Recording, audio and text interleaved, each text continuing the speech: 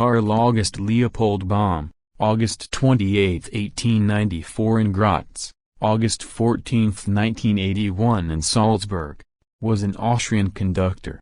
Particularly gifted in his interpretations of Wagner and Mozart, he is widely considered to be one of the greatest conductors of the 20th century.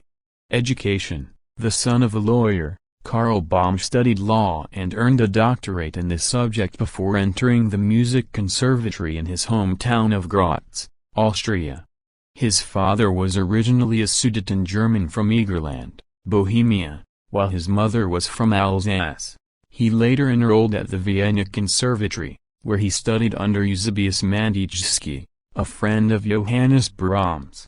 Munich, Darmstadt, Hamburg. In 1917 Karl Böhm became a rehearsal assistant in his hometown, in 1919 the assistant director of music, and in 1920 the senior director of music. On the recommendation of Karl Muck, Bruno Walter engaged him at Munich's Bavarian State Opera in 1921.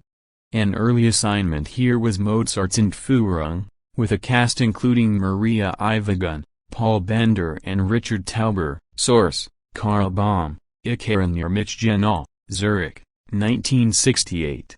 In 1927 he was appointed as chief musical director in Darmstadt. From 1931 to 1934 he fulfilled the same function at the Hamburg Opera Company and was appointed professor. Vienna, Dresden, Salzburg. In 1933 he conducted in Vienna for the first time, in Tristan and Isolde by Wagner. He succeeded Fritz Busch, who had gone into exile, as head of Dresden's Semperopera in 1934, a position he held until 1942. This was an important period for him, in which he conducted the first performances of works by Richard Strauss, Die Schweigsame Frau, 1935, and Daphne, 1938, which is dedicated to him. He also conducted the first performances of Romeo and Julia, 1940, and Die Zaubereninsel, 1942, by Heinrich Sutermeister, and Strauss's Horn Concerto No. 2, 1943. In 1938 he took part in the Salzburg Festival for the first time, conducting Don Giovanni, and thereafter he became a permanent guest conductor. He secured a top post at the Vienna State Opera in 1943, eventually becoming music director. On the occasion of the 80th birthday of Richard Strauss, on June 11, 1944, he conducted the Vienna State Opera performance of Ariadne auf Naxos. After World War II, after he had completed a 2-year post-war denazification ban, Böhm led Don Giovanni at Milan's Teatro alla Scala, 1948, and gave a guest performance in Paris with the Vienna State Opera Company, 1949. From 1950 to 1953 he directed the German season at the Teatro Colón in Buenos Aires, and he conducted the first Spanish performance of the opera Wozzeck by Alban Berg, translated into Spanish for the occasion. In 1953 he was responsible for the first performance of Gottfried von Einem's work Der Prozess. From 1954 to 1956 he directed the Vienna State Opera at its reconstructed home. He additionally resumed ties post-war in Dresden, at the Staatskapelle. Success in New York. In 1957 he made his debut at the Metropolitan Opera in New York City, conducting Don Giovanni, and quickly became one of the favorite conductors of the Rudolf Bing era, leading, all told, 262 performances, including the house premieres of Wozzeck, Ariadne auf Naxos and Die Frau on Schatten, which was the first major success in the new house at Lincoln Center.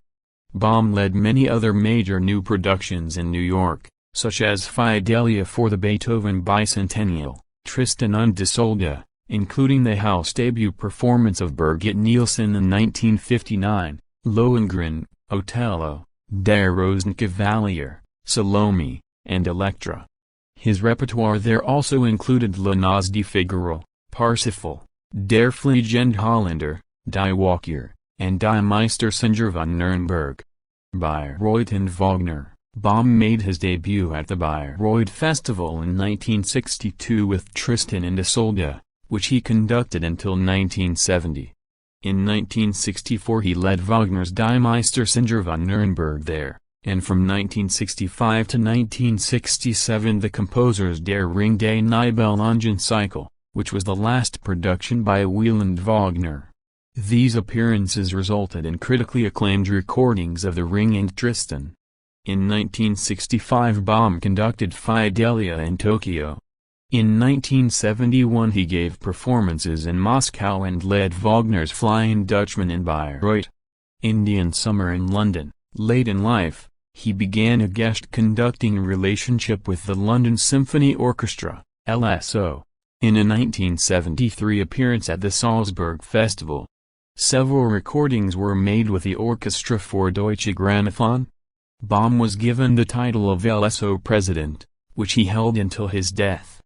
During the 1970s, the conductor led performances at the Royal Opera House in Covent Garden. Death, family, legacy. Böhm died in Salzburg. Perhaps Böhm's greatest contribution to music lay in bringing to life the operas of his close colleague Richard Strauss. He conducted the premieres of Strauss's late works Die Schweigsame Frau, 1935, and Daphne, 1938, of which he is the dedicatee, recorded all of the major operas, but often made cuts to the scores, and regularly revived Strauss's operas with strong casts during his tenures in Vienna and Dresden, as well as at the Salzburg Festival. Böhm was praised for his rhythmically robust interpretations of the operas and symphonies of Mozart, and in the 1960s he was entrusted with recording all the Mozart symphonies with the Berlin Philharmonic. His brisk, straightforward way with Wagner won adherents, as did his readings of the symphonies of Brahms, Bruckner and Schubert. His 1971 complete recording of the Beethoven symphonies with the Vienna Philharmonic was also highly regarded. On a less common front, he championed and recorded Alban Berg's avant-garde operas Wozzeck and Lulu before they gained a foothold in the standard repertory. Böhm mentioned in the notes to his recordings of these works that he and Berg discussed the orchestrations, leading to changes in the score, as he had similarly done, previously, with Richard Strauss. He received numerous honors, among them first Austrian Genre Musikgürtel in 1964. He was widely feted on his 80th birthday 10 years later. His colleague Herbert von Karajan presented him with a clock to mark that occasion. His son was actor Karl-Heinz Böhm, who is remembered for his roles as the young Emperor Franz Joseph in the Three Sissy movies, as the psychopath in Peeping Tom, 1960, and for playing Jacob Grimm opposite Lawrence Harvey's Wilhelm Grimm in The Wonderful World of the Brothers Grimm, 1962. Nazi sympathies. On December 28, 2015, the Salzburg Festival announced that it will affix a plaque on its Karl Böhm concert hall, Der Karl Böhm Saal, acknowledging the conductor's role in the Third Reich, which will say that Böhm was a profiteer of the Third Reich and used its system to advance his career. His ascent was facilitated by the expulsion of Jewish and politically out-of-favor colleagues. Böhm war ein Profiteer des Dritten Reichs und arrangiert sich für die Karriere mit dem System. Sein Aufstieg wurde durch die Vertreibung jüdischer und politischer Kollegen begünstigt. Austrian Radio, ORF, quoted festival president Helga Rabel-Stadler as calling Böhm as a great artist but fatally flawed politically, ein großer Künstler, aber politisch fehlender. According to historian Michael H. Cater, Böhm belongs in that group of artists of whom we also find conflicting elements of resistance, accommodation, and service to the regime, so that in the end they cannot be definitively painted as either Nazis or non-Nazis. While Böhm appears never to have joined the Nazi Party, he praised it publicly as early as 1930, and cooperated with it in many ways as a professional. According to music journalist Norman Lebrecht, in November 1923 Böhm stopped a rehearsal in the Munich Opera House in order to watch Adolf Hitler's Beer Hall Putsch. In 1930, He is said to have become angry when his wife was accused by Nazi brown shirts of being Jewish during the premiere of Arnold Schoenberg's opera Von Hut Morgen, and to have stated that he would tell Hitler about this. Kater, in his 1997 Oxford University Press book The Twisted Muse, Musicians and Their Music in the Third Reich, says that while Böhm was music director in Dresden, 1934–43, he poured forth rhetoric glorifying the Nazi regime and its cultural aims. Kater also documents how Böhm told Nazi authorities in 1935 that he could be of propagandist service to Nazis' interests by giving concerts in Vienna, where he had many followers, especially in the National Socialist camp, and how later that year Böhm praised the deep artistic comprehension of the Führer. He also repeatedly conducted music from Richard Wagner's Die Meistersinger von Nuremberg at opening ceremonies for the Nazi Party's annual Nuremberg rally. Kater also says that Böhm's two main career moves in Third Reich era tended to taint his post-1945 reputation. Kater argues that the 1934 move to the Dresden Opera to replace Fritz Busch after the latter's politically motivated dismissal by Nazi authorities showed Böhm's extreme careerist opportunism at the expense of personal morality and was facilitated directly by Hitler, who obtained for Böhm an early release from his previous contract. Kater also says Böhm's 1943 move to Vienna was something Hitler wanted by July 1942.